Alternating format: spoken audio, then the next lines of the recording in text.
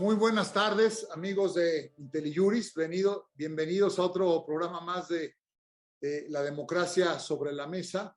Hoy tenemos una invitada de lujo de verdad, la consejera electoral Claudia Zavala. Claudia es una mujer como pocas respecto a la experiencia electoral en este país. Tuve el privilegio, perdón por el comentario, pero pues hay pocas oportunidades para hablar de uno mismo. Tuve el privilegio de ser compañero de trabajo de Claudia en la Sala Superior del Tribunal Electoral del Poder Judicial de la Federación. Ella ya estaba desde la primera integración, hizo un papel ahí muy importante, es una gran jurista, y se fue de la Sala Superior al Instituto Electoral del Distrito Federal, o ya era Ciudad de México, que nos ahora volvió a hacer alguna cuestión jurisdiccional en materia electoral y ahora es una flamante consejera desde hace ya tiempo en el Consejo General del Instituto Nacional Electoral. Yo siempre le he dicho, a manera de broma, y este intercambio que tenemos entre los administrativos y los jurisdiccionales en materia electoral, que me parece un desperdicio porque tiene una madera de juez como pocas. Lo digo porque es una gran jurista y una mujer justa, aunque con el tiempo he podido percatarme que me he equivocado respecto de mi juicio, porque podemos ver, escuchar, leer sus resoluciones, sus posturas en los debates y todo lo que aporta en el Instituto Nacional Electoral de su conocimiento y por la democracia de este país. De verdad, Claudia, es un honor tenerte con nosotros. Muchísimas gracias por la invitación. Sé además cómo tienen la agenda las señoras y los señores consejeros de línea, así que doblemente agradecidos. Además, perdónanos por la provocación, pero el título de esta charla es INE, tiempos complejos. Y esto es de mi ronco pecho, ya me dirás tú, pero a mí me parece que como es público, desde el inicio de la presente administración, el gobierno ha tenido una abierta confrontación con el Instituto Nacional Electoral, ¿no? Para mi punto de vista, pues encabezada por el presidente de la República. Todo indica, para mí, que la razón de esta beligerancia tiene su origen en el enojo del actual presidente de la República con la autoridad electoral de aquel entonces, ¿no? El IFE de Luis Carlos Ugalde, por su desempeño en las elecciones del 2006. Es decir, sigue quejándose de eso. Pero desde su punto de vista, el IFE participó en una operación concertada, dice el presidente, para arrebatarle el triunfo en aquellas elecciones. Han pasado 15 años desde eso, ¿no? No obstante que han pasado 15 años, 2 integraciones, me corregirás, consejera, 2 integraciones del Consejo General, 2 reformas constitucionales que dieron lugar a un nuevo modelo electoral. Podemos decir que es otro, ¿no? De lo que se trata ahora las reglas electorales, ya no federal, sino nacional, lo cual es un avance importantísimo para las competencias del instituto y la organización de todas las elecciones en el país, encabezado esto por el Instituto Nacional Electoral, y me parece que es evidente que el presidente y su partido han desplegado una campaña de desprestigio contra esa autoridad con el propósito, finalmente creo yo, no sé si de sustituirla o menoscabarla por alguna otra institución electoral, si es que pudiera conseguir el cambio. Creo yo que mejor se identifique con su posición política, que es ajena a los controles externos de los órganos constitucionales como es el INE, eso creo de verdad. Estimado auditorio, en la conversación de hoy conoceremos la lectura de eso, si me permite, de la consejera electoral Claudia Zavala, que tiene sobre este conflicto, si es que es tal, y hasta dónde considera ella que va esto en términos de nuestra democracia. ¿Por qué no me dejas? Bueno, ya lo hice. ¿Por qué no nos ayudas con esta primera provocación, este primer lance sobre ello? ¿Qué opinas, Claudia, por favor? Y muy bienvenida de nueva cuenta a IntelliJuris. Muchísimas gracias, Salvador. Saludo con mucho gusto, por supuesto, a ti, Salvador, a toda la audiencia, a IntelliJuris por darme este espacio de reflexión. Creo que es muy obligado que lo pongamos, que lo reflexionemos. Primero quiero tomar una posición, creo que abusando un poco también de ti, Salvador, y en esta amable presentación que me haces, Y efectivamente, considero yo que como profesionista, una de las fortalezas en las que yo descanso, pues es que la formación jurisdiccional y la formación en el derecho. A partir de ahí, las reflexiones que hoy me provocas a que tengamos, me parece que tienen un aspecto no solo jurídico, y que también es un aspecto que tiene que ver con lo político. A partir de ahí, si bien desde lo jurídico, quienes me conocen pueden ver que soy muy predictible en cómo de alguna manera voy a atender los casos y sobre todo esos casos difíciles, pues aquí tengo que ser muy sincera con ustedes y decir que en el ámbito y en el enfoque político quiero reflexionar algunas cosas desde también su fortaleza en este diálogo y la modesta reflexión que yo les pueda presentar. Y efectivamente, creo, Salvador, audiencia, que hoy estamos viviendo un momento sin igual, ¿no? En la vida pública. Estamos viviendo un momento muy interesante porque hoy en nuestro país estamos a lo que yo considero que es una disputa ideológica por la nación. Y quizá los términos podría colocarlos entre un neoliberalismo contra un nacionalismo de bienestar. Creo que esa es la discusión que nos están poniendo en el ámbito de la política en México frente a las personas. Y es que yo creo que tenemos un escenario bastante complejo. La gente en su mayoría está de acuerdo con varios de los propósitos que se plantean y esos propósitos me parece que son acompañados, pues combate a la desigualdad que se ha vivido, a la pobreza, a la corrupción, a la impunidad, ¿no? A estos temas que han sido colocados en el debate nacional. Ahí mucha gente coincide. Y en esta parte, ahí viene algo muy complejo. Lo que a mí se me ha puesto muy complejo es que podemos tener estos diferentes puntos de vista, coincidir, acompañar o disentir, pero que hoy han colocado en un eh, estilo muy personal de gobernar del presidente en, en un binomio, amigo, enemigo, conmigo o contra mí. Y eso me parece que se ha pasado al tema de las instituciones. Ahora en la discusión pública, hay que recordar, Salvador y auditorio, que el INE no es una autoridad improvisada. El INE fue una autoridad que nos costó mucho trabajo construir desde hace más de 40 años.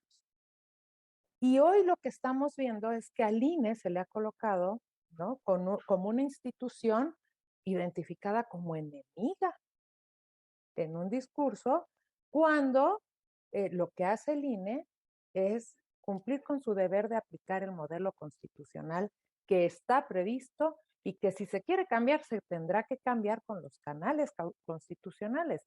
Pero al INE se le ha colocado como uno de esos enemigos. Y uno de esos enemigos, creo que sí coincido contigo, que la historia viene desde 2006, de un enojo de cómo fueron las cosas, pero que no se ha tomado en cuenta que desde 2006, justamente por los reclamos que se han hecho desde la política, el INE ya no es la autoridad con la cual en su momento se le reprochaba, porque los consensos políticos lograron transformar a una autoridad. Una autoridad que se deposita mucha confianza, tan es así que le dan más de 90 atribuciones adicionales de 2006 para acá.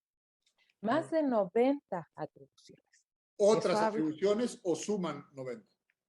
No, de 2006, con las atribuciones que traía desde que se fue construyendo el INE, si nosotros vemos las reformas legales de 2006, la de 2007, 2008, 2014, todas son más de 90 atribuciones adicionales, incluida la reciente de revocación de mandato de todos los ejercicios de participación ciudadana. En esa medida, pues creo yo que esta institución ha dado resultados.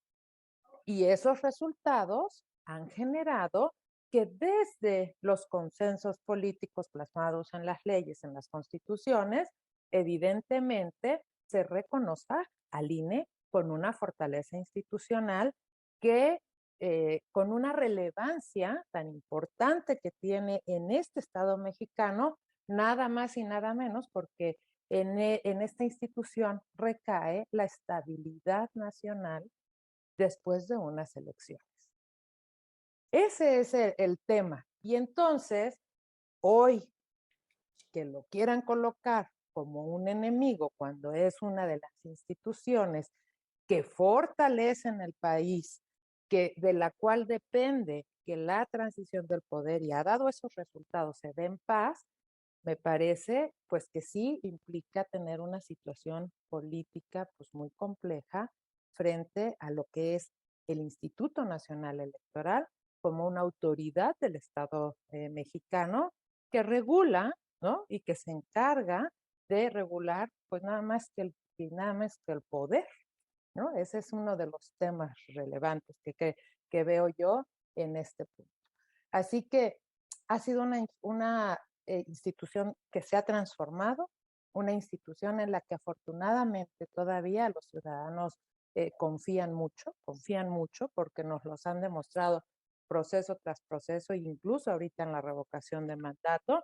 Nos dicen, sí es del INE, sí participo, porque con el INE sí participo.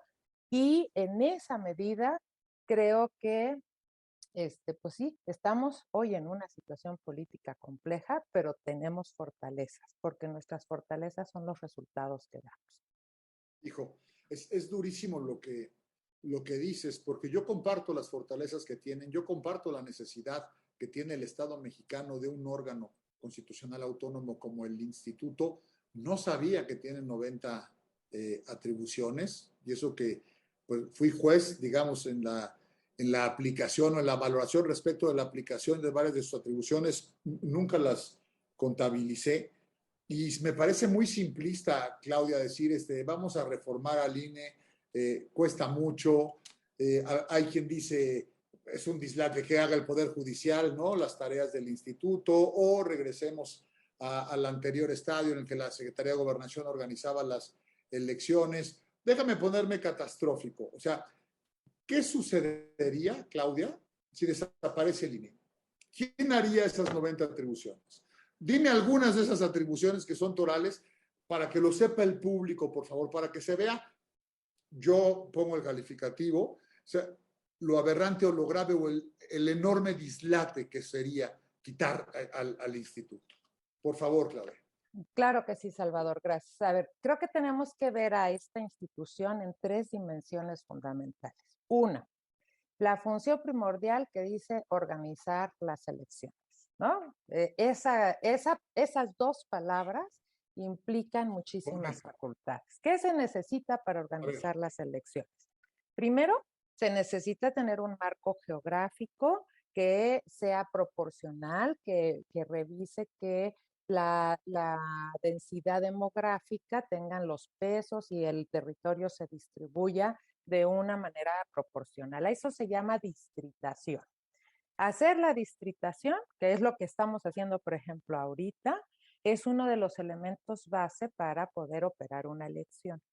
Otra que es muy importante es tener un padrón electoral confiable, sólido, que resista frente a cualquier pretensión de querer suplantar, de querer tomar datos. Y eso lo tenemos en México y es modelo en México también, nuestro padrón electoral individualista nominal de electores.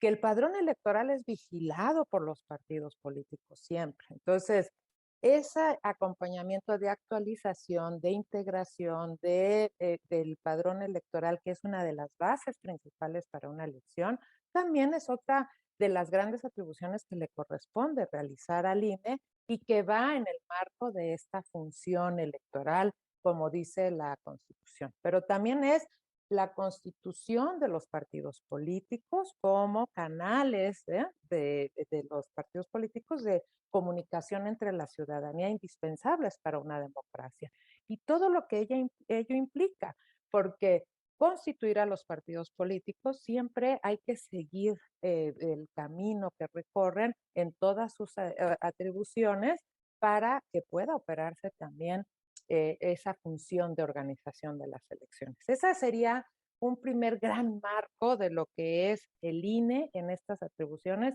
que son muy complejas, muy técnicas y que para eso tenemos un personal profesionalizado. Pero también al INE se le da otra gran función, que es la función de llevar a cabo toda la operación para cuando son los procesos electorales. Estos son como los instrumentos básicos, pero la operación tiene que ver con trabajar con millones de ciudadanas y ciudadanos, con capacitar a millones de ciudadanas y ciudadanos para que puedan ser los que integran las mesas de casilla para donde vamos a ir a votar, para contar los votos. Estamos hablando de que cada proceso electoral federal, por ejemplo, visitamos a más de 12 millones de personas. Por eso los costos son elevados, ¿eh? Porque vamos casa por casa para decirle, te toca ser funcionario de casilla porque sorteamos, hicimos todo el proceso y te tocó a ti. Más de 12 millones y vamos al 100%. ¿Cuántas personas hacen eso, Claudia? Más o menos. Pues los capacitadores electorales lo hacen más de 4,000 personas, pero hacen unas rutas de visita pues, muy complejas. Claro. Pero además, en esa función hay que instalar, cuando es una elección federal, más de 163,000 casillas. Eso implica ir a revisar todos los lugares, ver que estén las condiciones, integrarlas pues con mesas, con algunas lonas cuando no son domicilios. Es una operación de campo muy grande. Eso ¿Cuánto cuesta una casilla, digamos, poner las urnas, la lona, más o menos? Es que los costos van cambiándose, porque, claro, por ejemplo, en el INE lo que tenemos son programas específicos para reutilizar los materiales electorales, claro, ¿no? Eso es un costo siempre, pero lo que nosotros hacemos es optimizar los recursos para que haya mamparas, urnas, mesas, marcadores de credenciales, el líquido indeleble, todo eso. Nosotros tenemos una estructura y todo eso tiene un costo, sí se traduce en un costo, hay que hacerlo así. Y luego, esa es la parte de organización electoral, ¿no? Pero tenemos otra gran función, fiscalizar. Fiscalizar los millones, porque nosotros administramos los recursos que les damos a los partidos políticos, financiamiento público, casi 5,000 millones de pesos, que tenemos que administrarlos, pero también fiscalizarlos. Y eso no se nos debe olvidar, esa parte es súper relevante, porque es el dinero peso a peso, donde se fue que cumpla con los fines, ¿no? Y ese es uno de los temas que implica pues bastantes funciones que tiene que dar el INE. Incluso hay que tomar en cuenta que, por ejemplo, al INE no se le puede poner ningún tipo de secretos, ni el fiduciario, ni el bancario, y hoy afortunadamente ya quedó dicho que tampoco el ministerial. Para cumplir esa función, que es no solo auditoría, sino también de investigación, porque se sanciona, se hacen procedimientos de investigación para ver este tipo de infracciones.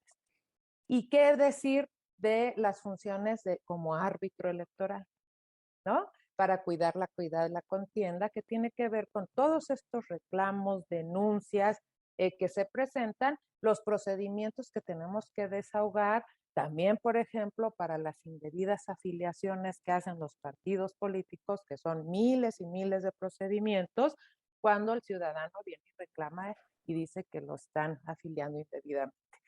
Así que esto, así platicado, que nos llevan unos minutos, claro, en la realidad se torna un trabajo que nos tiene ocupados, de verdad, todos los días del año, pero que también se traduce en un costo. Claro. Por eso, cuando se dice, es que en todo el mundo la autoridad más cara, no, el ejercicio lo que tenemos que hacer es comparar lo comparable. Ninguna autoridad internacional tiene las funciones que hace el INE. Ninguna. Ni en Latinoamérica ni en el mundo.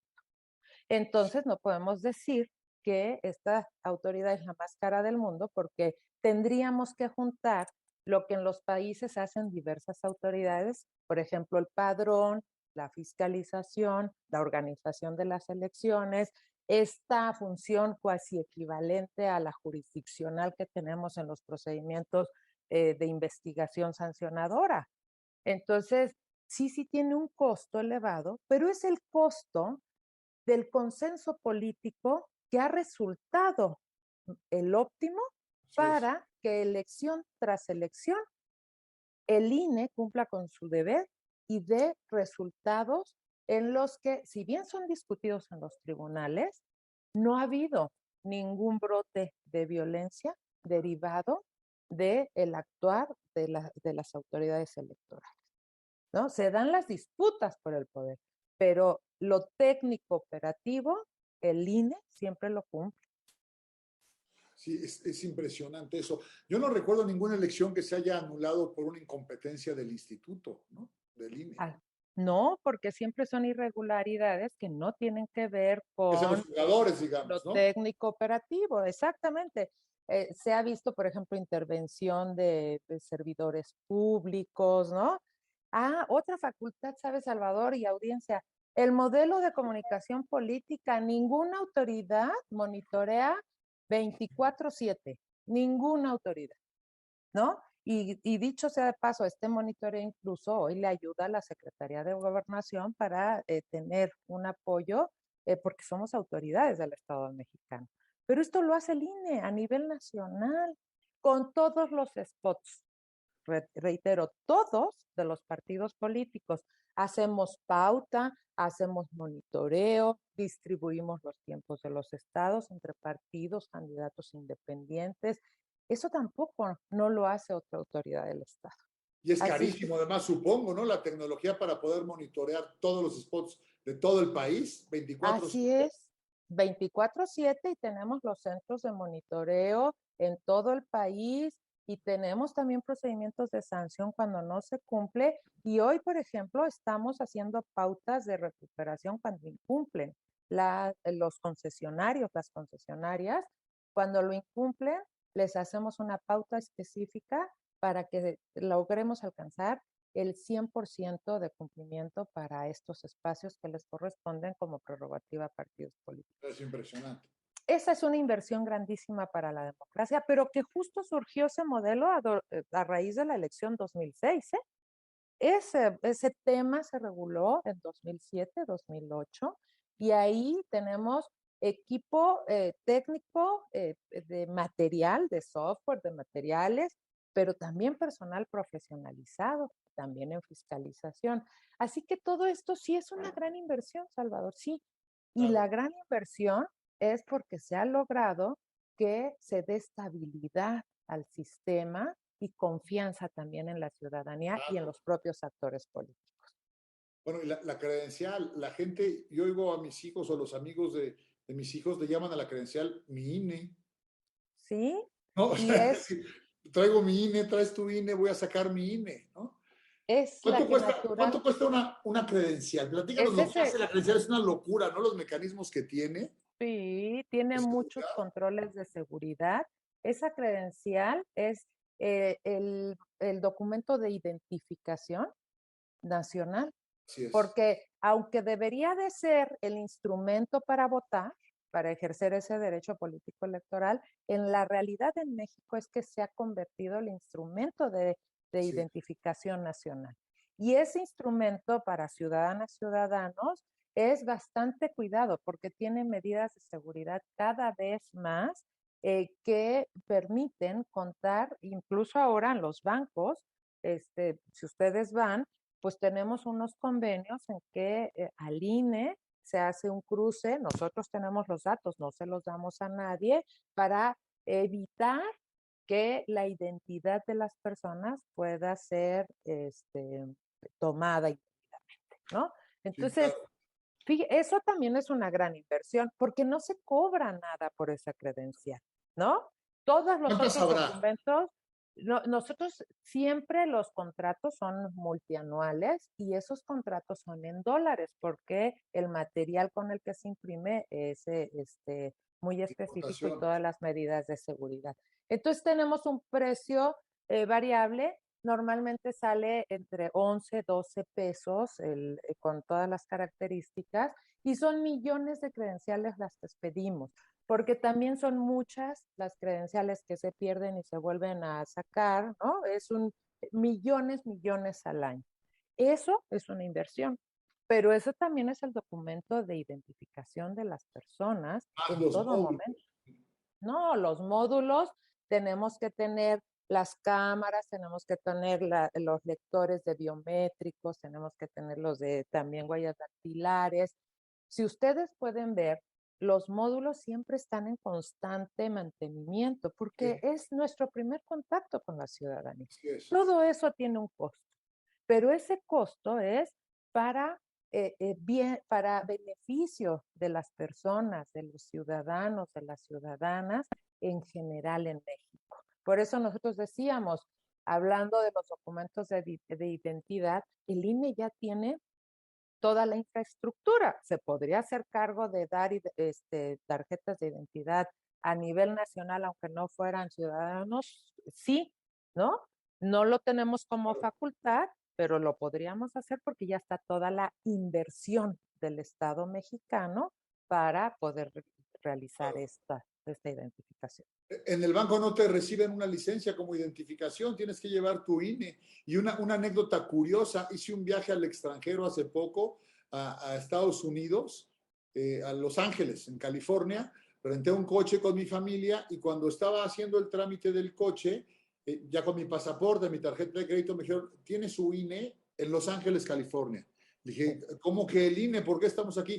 Me dijo, es que se roban muchos coches y se los llevan y a los mexicanos les pedimos el INE para tener sus datos, es decir, para que veas cómo trasciende incluso, ¿no?, la importancia de este documento de identidad que es el único que tenemos en el país, caramba, ¿no? Sí, y en el extranjero las estamos emitiendo también, Así es. desde el extranjero, y justo se está trabajando para que en los estados de Estados Unidos, que es donde tenemos la mayor concentración poblacional, pueda hacer una identificación oficial. Claro, Estamos trabajando y construyendo ese camino. Eso implica el INE. Eso implica la inversión en la democracia mexicana. En claro, eso gastamos. En claro. eso gastamos. Ahora, la discusión se ha desviado en algo que me parece absurdo y manipulado, porque no son los salarios de los No, hombre, consejeros los que le dan el costo al INE.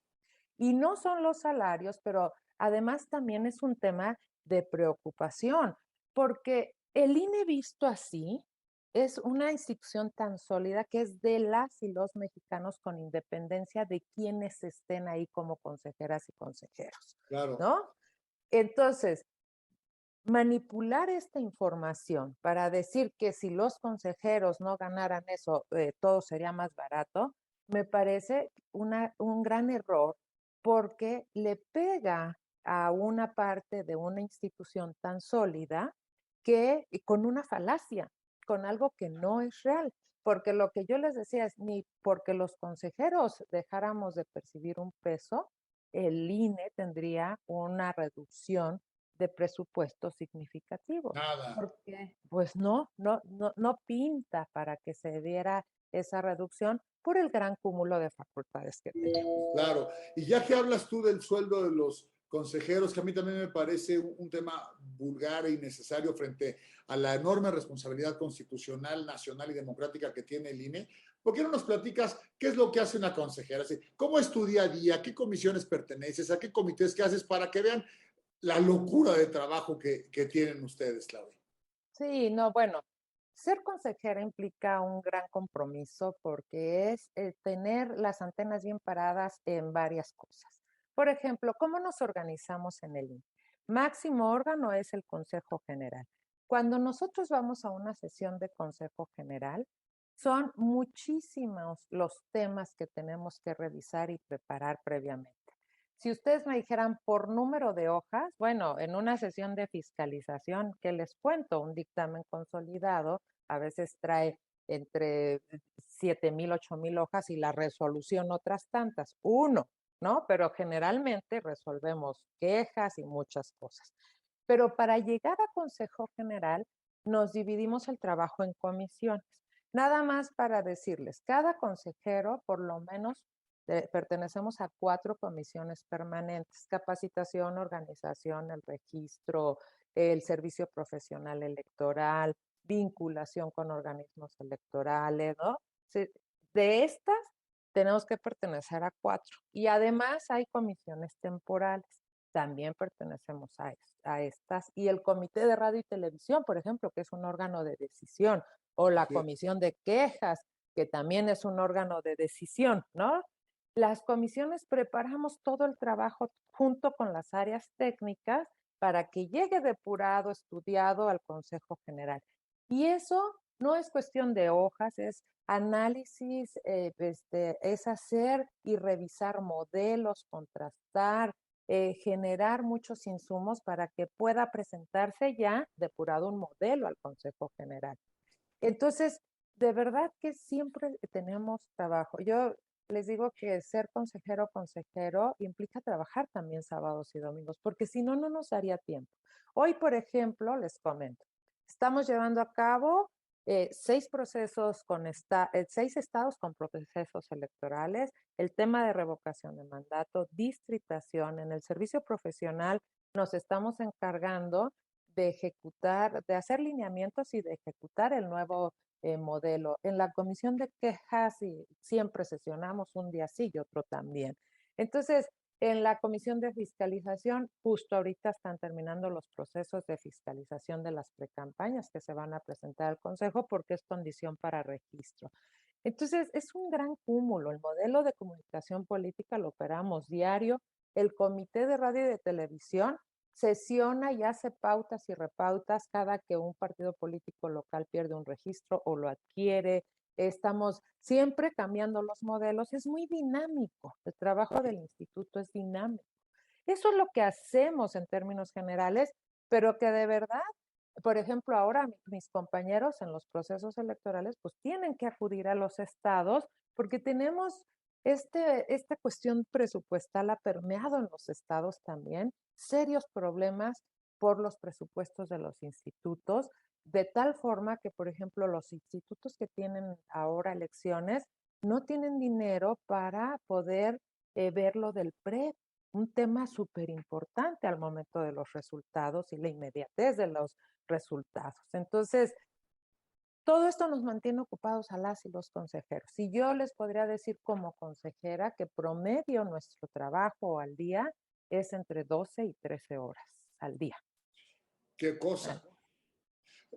Claudia, mencionaste la revocación de mandato, que desde luego es un tema que quería hablar contigo porque hay mucha información al respecto, poca precisa, me parece, tú me corregirás. Creo que hay una postura del Ejecutivo y de sus huestes políticas terrible. Y la ley establece que el proceso de revocación de mandato, corrígeme, se tiene que hacer como se lleva a cabo una presidencial. ¿Por qué no empezamos por ahí? ¿Por qué no nos explicas cómo se tiene que hacer una elección presidencial y entonces cómo tiene que hacerse la revocación de mandato para llegar a cuánto cuesta una elección federal, cuánto cuesta la revocación de mandato y qué es lo que están haciendo con tan poco que les dieron? Pero explícanos un poco ese proceso para que se vea la diferencia, si eres tan amable. Claro que sí. A ver, lo primero es, el legislador de hoy, el mismo legislador hoy, porque muchas veces en lo jurídico tiene sentido decir, bueno, pues el legislador de hace 20 años. No, el de hoy generó el modelo de democracia directa y entre ellos reconoce como derecho de las y los ciudadanos el que podamos solicitar la revocación del mandato del presidente de la República.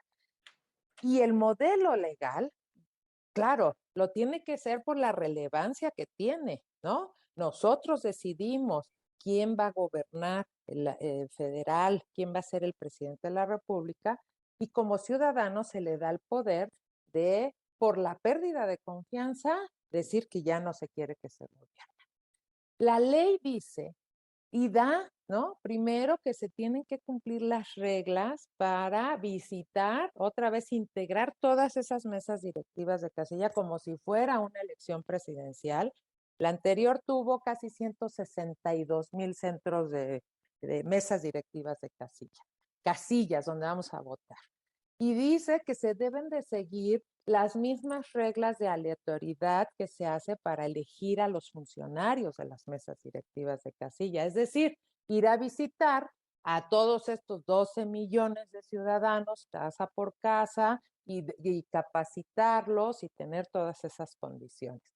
Y también la ley nos exige que llevemos a cabo un monitoreo, por ejemplo, de los medios de comunicación, como los monitoreos que utilizamos con metodologías específicas para la elección presidencial. O sea, copia el modelo organizacional para la revocación de mandato.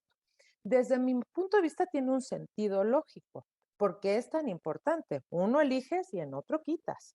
Entonces, las garantías de seguridad y de certeza jurídica se diseñaron igual. ¿Cuál fue el tema aquí? El tema es que frente a un mandato expreso, en una ley reciente, vigente con el legislador actual, cuando el INE le dice, voy a presupuestar precautoriamente el costo de esta elección con todos los requisitos que tú me exiges en la ley, se lo presentamos y no nos atienden la petición presupuestal. Cuando se aprueba el presupuesto, nosotros presupuestamos 3.800 millones para la revocación de mandato, para hacer todo el ABC organizacional como si fuera una elección presidencial, con el número de casillas, que es el mayor costo, Claro. porque es la capacitación y el habituallamiento de todas las casillas, los monitoreos que se tienen que realizar, y no nos dan la suficiencia presupuestal. El gran dilema es, y aquí es un tema importantísimo, esta nueva facultad, porque es nueva, es de 2019-2020, ¿se puede hacer sin recurso económico? Las autoridades están obligadas a hacerlo porque ninguna otra de las facultades podemos decir que no la vamos a hacer. Claro. No podríamos dejar de expedir credenciales porque son los instrumentos para ejercer derechos políticos. Todo está alineado con derechos políticos. Entonces, el tema es, no tenemos el recurso económico. No podemos hacerlo como dice la ley. No podemos llegar a instalar 162,000 casillas.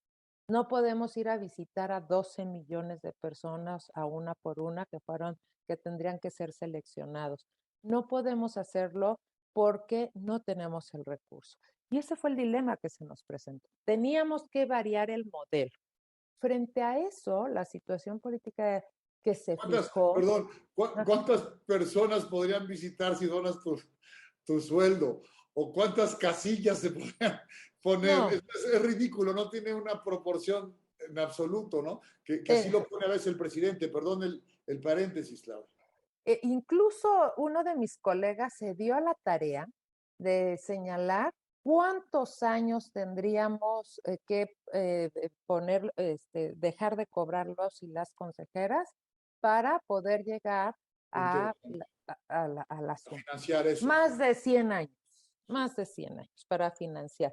Pero justo mediáticamente lo que se posicionó es que hay excesos en el INE, que los sueldos excesivos, y yo creo que ahí es un riesgo muy grande que se está colocando, porque son falacias, pero para hacer política con una institución tan seria como es el INE.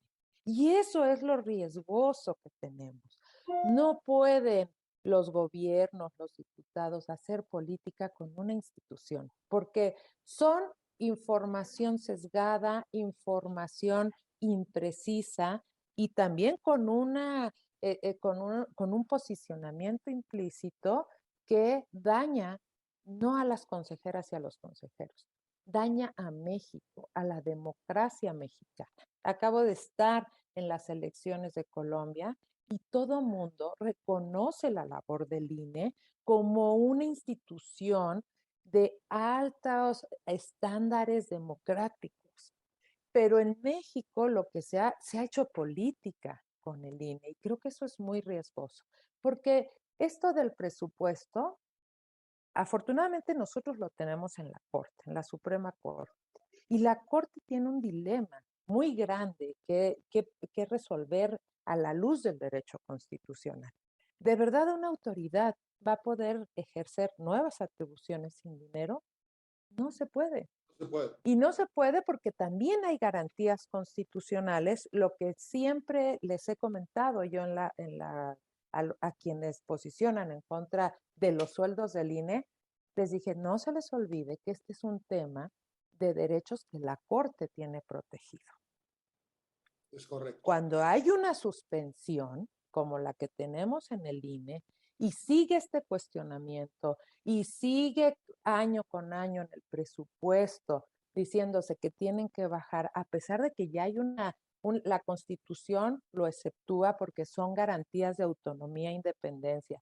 Y la nueva ley que aprobó el legislativo, porque tuvo que aprobarla por la definición de la Corte, también exceptúa al INE, porque son garantías constitucionales, posicionar en lo público lo contrario, le pega a esa suspensión del máximo tribunal de la Suprema Corte de Justicia. Sí. Y sobre el presupuesto que finalmente se les asignó para llevar a cabo la revocación de mandato, ¿qué porcentaje es de lo que habían presupuestado? ¿Qué van a poder hacer? ¿Cómo lo van a hacer? Es que no nos dieron nada. Lo que nos dieron es una cantidad, o sea, del precautorio que nosotros les presentamos, no nos dieron nada. Nos dieron en general el presupuesto que atendía las necesidades para todo lo de distritación, credencialización, todas las otras facultades. 90 atribuciones menos revocación de mandato. Exacto. Y restaban de eso, cumplíamos todos nuestros deberes y quedaban 800 y tantos mil millones de pesos.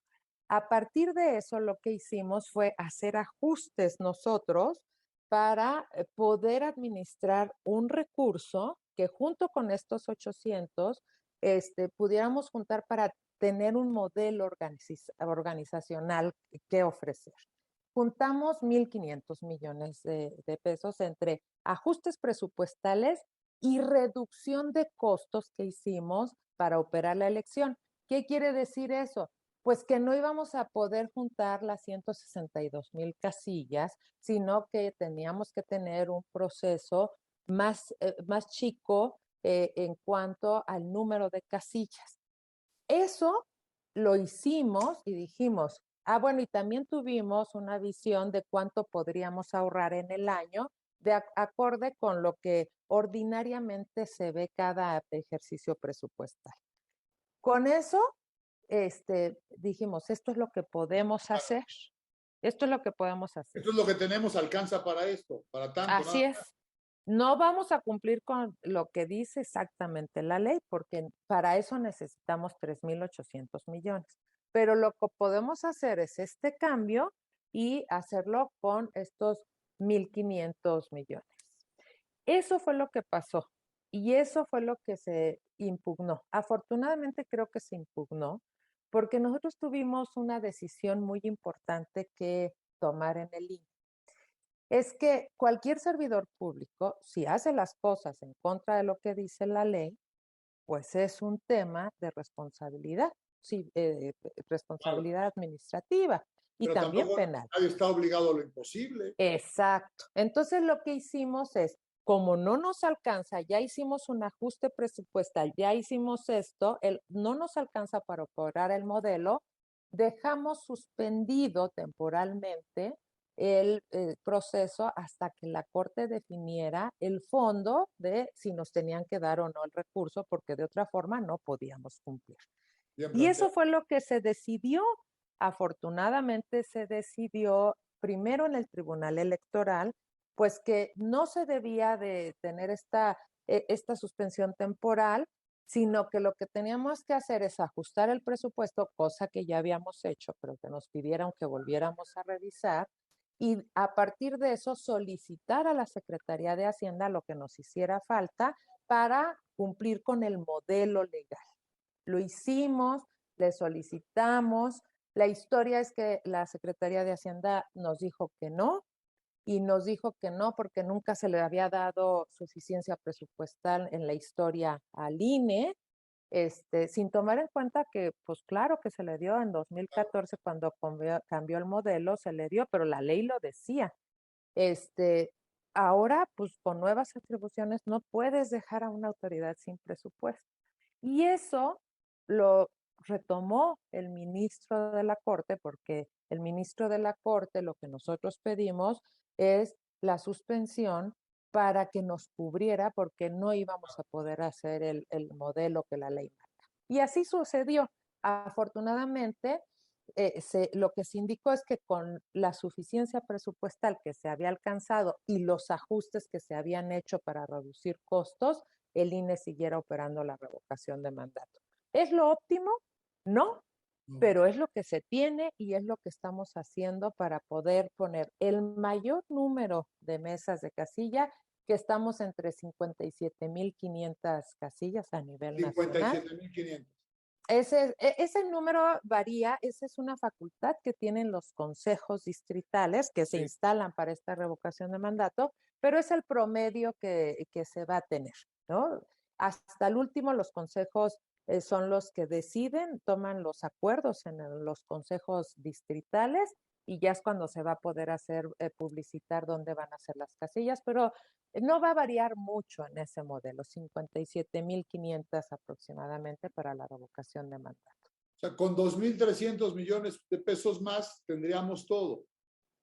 Claro. Es una locura de dinero, o sea, es decir, 3,800 presupuestaron, ustedes apretando, rascando a funciones de ustedes mismos, del propio instituto sacan 1,500. Van a sacar 57,000 casillas en lugar de 163,000 porque faltan 2,300 millones de pesos. Y les dicen que no son demócratas, que no están cumpliendo.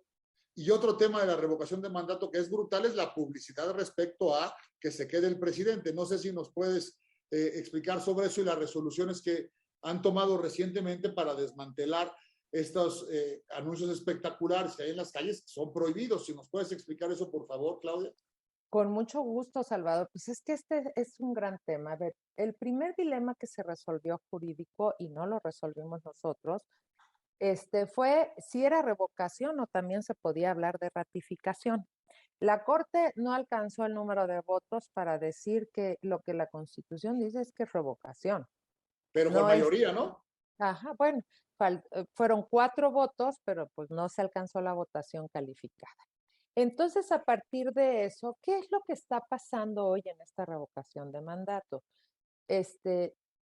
Unos ciudadanos organizados juntaron las firmas y el anuncio que daban era para ratificación del mandato. Pero las firmas ya están cumplidas, se cumplió el requisito, se inició y esta asociación de ciudadanos, que es una AC de ciudadanos, es civil, generó un modelo de propaganda que subió a sus redes, según nos comentaron cuando les requerimos en estos procedimientos sancionadores. Y ese modelo de publicidad, ese contenido, lo han retomado y se han puesto en muchos espectaculares en más de 20 estados de la República, en muchas bardas. Y curiosamente, aquí el tema es que pues nadie sabe, nadie dio permisos. Luego las empresas que contratan este tipo de servicio, de espectaculares, no saben quién les contrató. Y ese es uno de los temas principales que estamos enfrentando hoy. Primero, ¿es derecho de los ciudadanos posicionar la revocación de mandato? Sí, es derecho natural de las y los ciudadanos. Segundo, el tema es que aquí hay una posible estrategia de comunicación donde no sabemos quién está generando los recursos económicos para que ello suceda. Y en principio podríamos decir, bueno, pero pues los ciudadanos no lo tienen prohibido, pero los servidores públicos sí. Y los servidores públicos tienen prohibido intervenir y también aplicar recursos públicos para ello. Por eso no puede haber opacidad en de dónde está saliendo ese dinero para colocar esa publicidad que es bastante onerosa. ¿Cómo lo sabemos? Pues porque los partidos políticos lo ocupan en sus campañas y tenemos el registro fiscal de cuánto cuesta eso. Entonces es muy oneroso. ¿Se vale en la democracia que ya haya opacidad, así sea, de parte de los ciudadanos? Me parece que no. Las cosas deben de ser claras y transparentes. Y si Juan Pérez fue el que colocó eso, Juan Pérez debe de decirme si yo lo coloqué, aquí está el contrato. Y el prestador del servicio me debe decir, sí, este es el contrato, fue el costo, y me lo contrató Juan Pérez. ¿Por qué? Porque lo que nosotros tenemos que cuidar es la transparencia, la rendición de cuentas. Seamos ciudadanos o seamos personas de carácter público. Entonces, lo que hoy tenemos es que no sabemos, es que no saben con quién contrataron, es que ningún ayuntamiento otorgó los permisos para pintar las bardas. ¿Qué hicimos frente a este dilema? Claro que era un dilema, porque los ciudadanos es natural su derecho. ¿Qué hicimos? Bueno, cualquiera que venga y que me compruebe que él lo contrató, pues lo voy a dejar. Pero si no, tu empresa, bájalo. Si tú no sabes con quién contrataste, bájalo. Claro, este es un proceso lento, lo resolvimos eso el viernes y ahorita estamos en las notificaciones con todos los proveedores, porque por lo menos tenemos identificados como de espectaculares para que lleven a cabo, primero, o que le digan al INE con quién contrataron y qué términos contrataron y nos den los insumos, o que lo bajen si no tienen ninguna huella. Ese es el tema. ¿Qué es lo que estamos aquí? Como siempre, pues ilícitos atípicos, ¿no? En los que las cosas no son claras, pero sí son evidentes. Y Claro. frente a lo evidente, hay denuncia y por tanto se activa la obligación de la autoridad de investigar, de revisar y de poder definir si hay o no una infracción a partir de esta investigación. Y parece que la hay. Todavía no termina ese procedimiento, ¿no? Para establecer si hubo una responsabilidad. Sí, no, todavía falta, porque lo que apenas atendió la comisión de quejas es una medida cautelar. Sí. No, yo sé, pero Esto, para que ujú, expliques al público, por favor. sí, esto es algo como provisional, ¿no? Porque se Sí, es. advierte que hay un riesgo. ¿Por qué? Porque fuimos a preguntarle a la AC y nos dijo, no, yo no tengo nada que ver con esa publicidad. Yo no he contratado nada, yo lo único que hice fue subir en mi página el diseño, pero yo la colocación no tengo nada que ver. Fuimos con los ayuntamientos donde aparecían bardas y nos dijo, no, nosotros no hemos dado autorización, no De hemos 20 autorizado, estados. de más de 20 estados. Fuimos con algunos proveedores, salvo 3 o 4, que fueron los que me dijeron, sí, yo contraté, mira, aquí está el contrato. Todo lo demás, nadie nos daba informe porque no sabían con quién se había contratado. O omiten contestar. Frente a eso, ¿qué hicimos? Pues tomar las medidas para que no se concrete alguna infracción que ponga en riesgo lo que debería de ser auténtico, el derecho de los ciudadanos a informarse, a informar, pero de manera clara y transparente, porque este ejercicio es de democracia directa, pero no debe de ser ajeno a los principios de transparencia, rendición de cuentas, porque como ciudadanos también tenemos esas obligaciones. Y además, porque hay 2 prohibiciones grandes. Servidores públicos no pueden intervenir ni con dinero, ni con posicionamientos para favorecer, miren qué se ha hecho para que se pueda inducir la voluntad ciudadana, y tampoco los partidos políticos. Los partidos políticos quedó muy claro con la decisión de la Corte que son ajenos a este procedimiento. Entonces, se tiene que ser transparente para poder ver que no se le estén dando la vuelta a esas 2 grandes prohibiciones que Claro. vienen desde la Constitución. Y además en una elección constitucional, cuando interviene un servidor público y está acreditado, se puede anular la propia elección.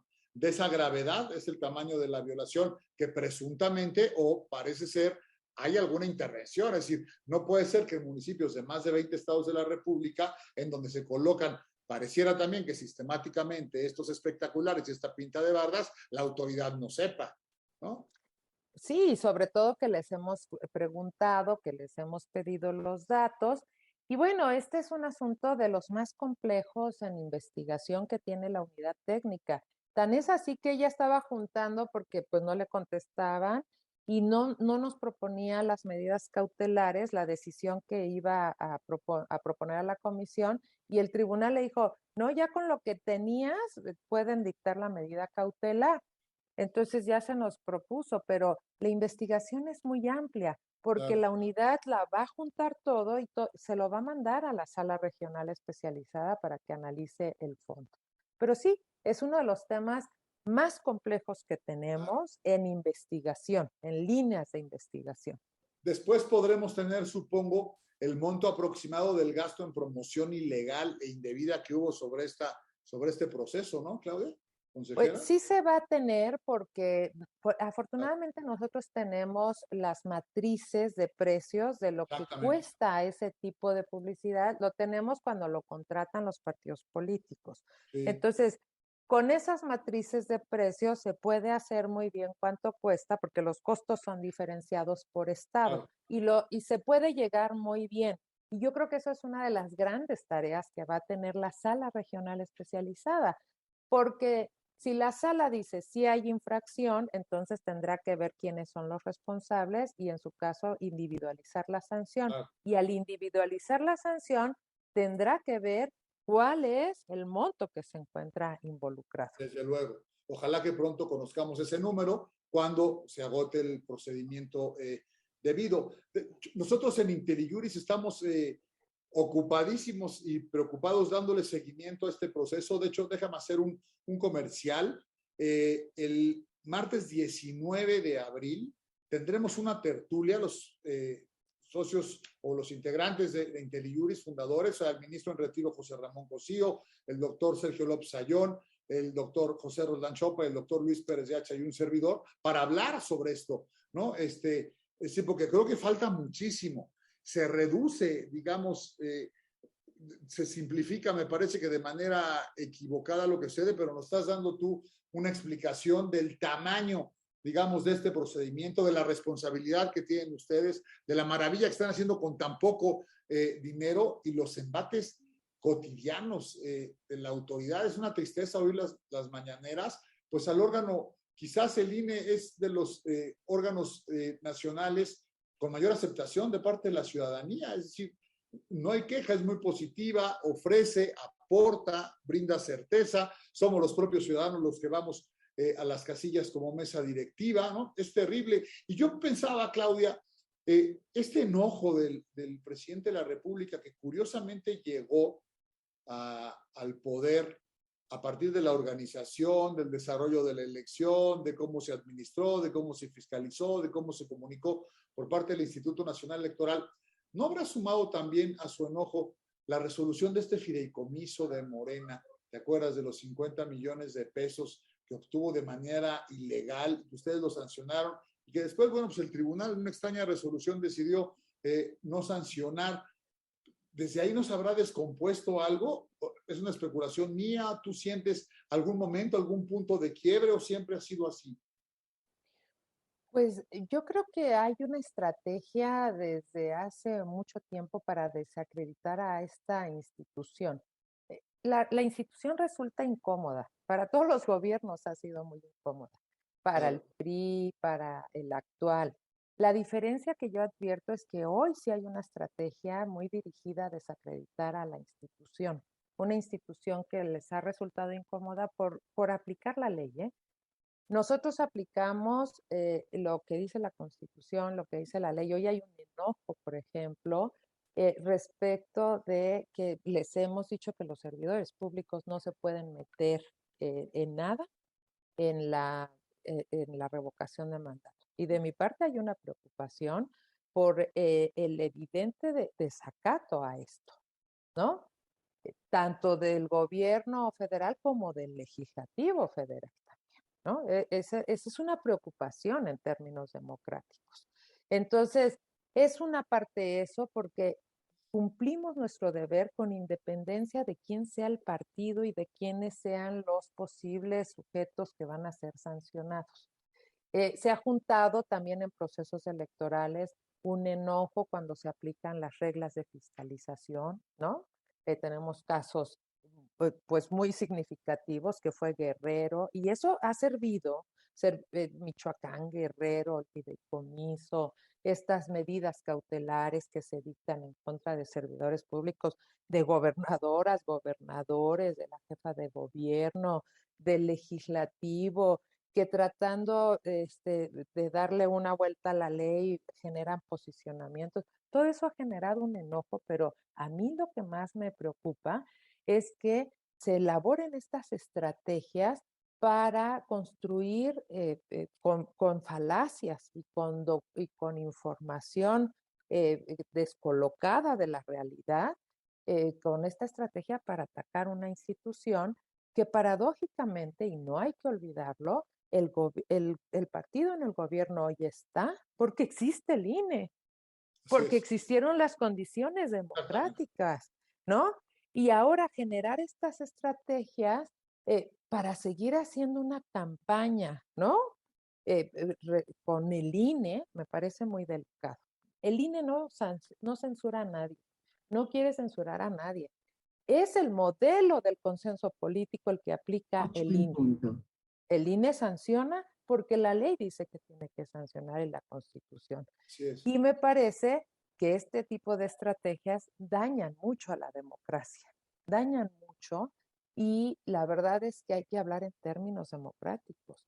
¿Cómo queremos decir? ¿Quieren cambiar los modelos? Están las leyes, pero con el proceso legislativo que ello requiere, ¿eh? Porque hoy, por ejemplo, tenemos una modalidad del legislativo de una interpretación auténtica de una regla que está operando, que es la prohibición de propaganda gubernamental, y que dicen que van a hacer una interpretación auténtica del legislativo. La interpretación auténtica, quienes conocemos las reglas del derecho, tiene características especiales. Y no puede ser que porque hoy no me gusta lo que acabo de hacer en el consenso político, haga esto con una mayoría que no se acompaña del consenso político.